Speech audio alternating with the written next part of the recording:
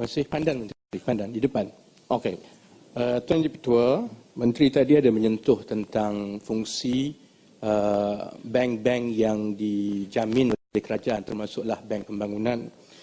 Dalam ucapan Pematang Pauh ada menyentuh juga satu isu yang besar, iaitu pemberian pinjaman mudah sebanyak 500 juta ringgit kepada sebuah syarikat milik seorang niagawan yang terkenal untuk mengendalikan satu rangkaian TV baru, TV kabel iaitu ABN oleh Bank Pembangunan.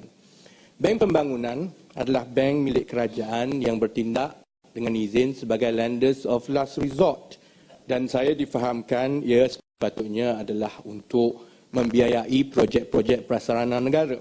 Jadi sebab itu Menteri perlu memberi penjelasan yang kita belum dengar lagi, kerana pembiayaan satu lagi projek kabel TV yang baru bukanlah satu projek prasarana, ia satu projek komersial, dan kalau ia projek komersial, maka sewajarnya ia mempunyai daya saing untuk mendapatkan pembiayaan daripada bank-bank komersial. Jadi penjelasan yang saya minta daripada Menteri, apakah rasional, kelayakan dan istimewanya Tan Sri Clarence S. Warren ini sehingga dapat kabel, dapat lesen untuk membuka satu TV kabel dan kemudian diberikan layanan yang sedemikian rupa sehingga bank yang dijamin oleh kerajaan yang meningkatkan hutang negara memberikan pinjaman sebegitu besar, sedangkan puluh-puluh ribu usahawan Bumiputera yang lain tidak boleh dekat pun dengan Bank Pembangunan ini. Terima kasih Ketua. Sebenarnya isu ini akan saya bangkitkan nanti, belum tiba kepada peringkat itu. Sekarang saya menyentuh Tan Sri Ketua mengenai dengan hutang isi rumah dibangkit oleh Muhammad Kuching, Yang Muhammad Bukit Katil dan Yang Muhammad Labis. Sebenarnya dari segi hutang isi rumah ni, yang menjadi kekhawatiran kita sebenarnya adalah pinjaman berbentuk peribadi. Kita ada beberapa komponen daripada pinjaman yang diberi pinjaman isi rumah, iaitu dalam berbagai bentuk.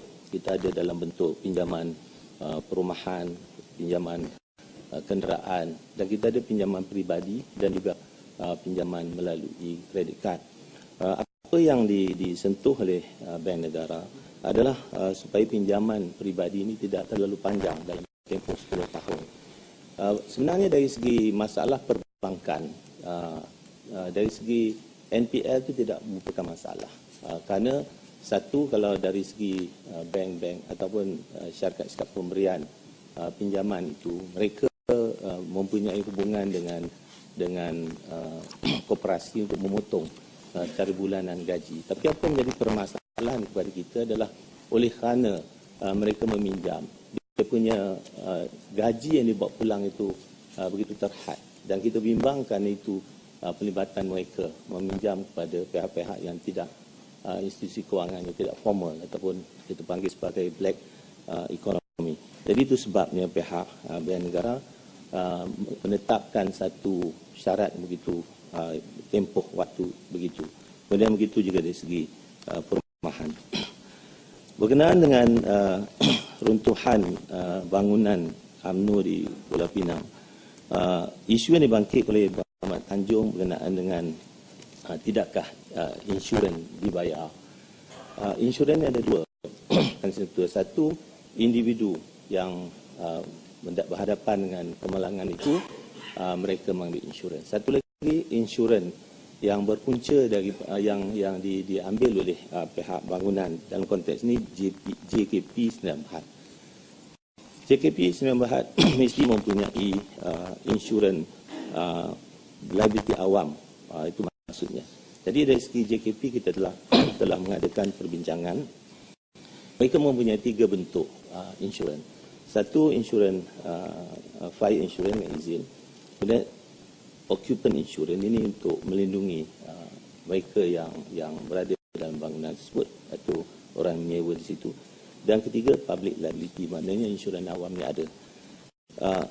Hanya dari segi clause dalam insurans tersebut, iaitu ia mestilah berlaku disebabkan oleh bencana. Tidak boleh dipertimbangkan kerana runtuhan berlaku disebabkan bencana alam. Jadi apa akan berlaku? Pihak JKP Sdn Bhd akan bermesyuarat pada 15 Julai dengan insurans, syarikat insurans dan juga dengan lawyer bagaimana nak membantu mereka-mereka yang menghadapi kemalangan tersebut. Kemudian yang berhormat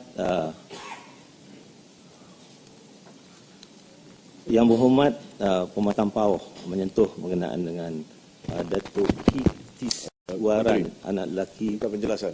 Ya. Ini berkenaan dengan isu di Pulau Pinang itu. Menteri sebentar tadi menyatakan bahawa akan berlakunya Tan Sri Speaker satu perjumpaan pada 15 bulan ini untuk mencari satu cara dalam mana kita boleh bantu mereka yang terlibat. Saya nak tanya, adakah Kementerian Kewangan juga akan terlibat dalam perbincangan itu, nombor satu.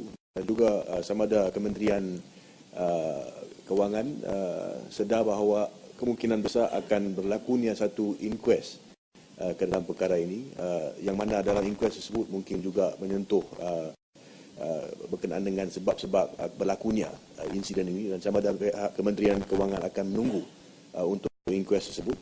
Dan ketiganya yang bersehubungan juga, sama ada Kementerian Kewangan juga boleh membantu dengan cara mempercepatkan proses inquest ini untuk tujuan kita membantu mereka yang terlibat. Terima kasih, Menteri. Menghantar wakil dalam hubungan ini, dalam mesyuarat tersebut. Berkenaan dengan kes ini, pihak JKP Sdn Bhd telah melantik kumpulan Ikram Berhad untuk menjadikan laporan terperinci mengenai dengan kejadian tersebut. Dan ini laporan ini akan dianalisa oleh Majlis Perbandaran Pulau Pinang. Dan selepas itu kita tengok macam keputusannya. Tadi yang saya menyatakan yang berhormat Pematang Pauh membangkitkan tentang pinjaman daripada Bank Pembangunan Malaysia Berhad. Untuk makluman Tan Sri Ketua, pinjaman ini seperti mana kita maklum adalah sebahagian daripada kos untuk pembinaan sistem yang dinyatakan oleh Yang Berhormat tersebut. Dan pihak Bank Pembangunan telah membuat kajian yang begitu mendalam dan mereka bertindak atas kuasa yang ada pada diri mereka. Antaranya adalah Bank Pembangunan dari segi peraturan mereka mempunyai limit untuk memberi satu pinjaman kepada agensi kerajaan. Limitnya ada 1.77 bilion bagi commercial project sebanyak 500 juta ringgit. Itu dia kedudukan. Dan proses pemberian pinjamannya seperti mana biasa, ia melalui satu jawatankuasa kredit. Kemudian dilantik perunding Frost Sullivan untuk membuat kajian kredit dan juga teknikal, serta melantik independent engineering agency untuk membuat checking kepada engineeringnya. Jadi perkara itu adalah mengikut pada dasar yang telah ditetapkan.